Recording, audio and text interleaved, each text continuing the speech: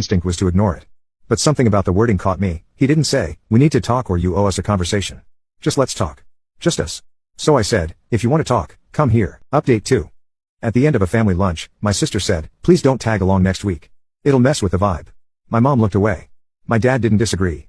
I smiled. That night, I canceled the group tour, froze the joint travel card, and removed my name from the trip insurance.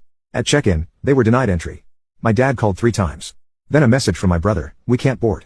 "What did you do?" I texted back, "She actually said it." He showed up an hour later. No warning, no delay. Just knocked like he'd done it 1,000 times before, though he hadn't been to my apartment in over a year. He was dressed the way he always dressed when he wanted to look casual but put together, clean sneakers, tucked-in polo, the watch I bought him 2 Christmases ago, and never saw him wear until now. He didn't sit at first, just stood inside the doorway holding a small folder in one hand. No gift, no coffee, no mom. That part mattered. We sat in the kitchen. He didn't ask for anything.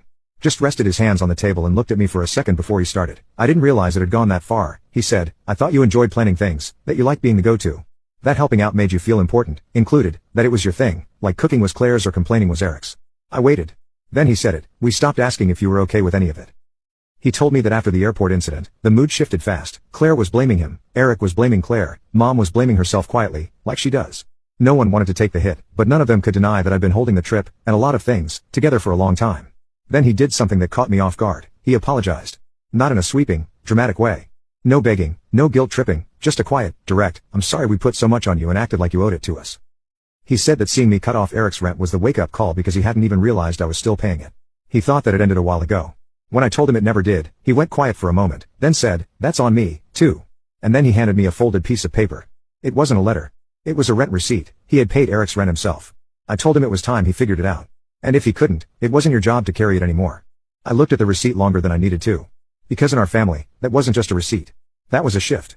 It was the first time my dad picked up something I'd quietly been expected to hold for years, not because I'd asked, not because he was forced, but because he finally saw it. He stood up to leave. Said he wasn't expecting me to forgive or forget overnight, that he just wanted me to know someone heard me. That maybe the rest would come later. Before he walked out, he paused and said, "You were never just the one without a family. You're part of ours, and we're going to fix how we show it." He left, and I didn't say anything. I just stood there with the receipt in one hand and the weight of something lighter in the other. I didn't know what would happen next. But for the first time in years, I actually believed something might change. The next day, Claire showed up unannounced. I almost didn't answer the door. I saw her through the peephole, standing there with a paper bag in one hand and her phone in the other, like she was still deciding if she should be doing this. For a second, I considered pretending I wasn't home. But curiosity got the better of me. I opened the door. She didn't say anything at first, just held up the bag and said, "It's from that deli you like. Turkey and Swiss." She hated that place. Said everything tasted like napkins. But she brought it anyway. I let her in.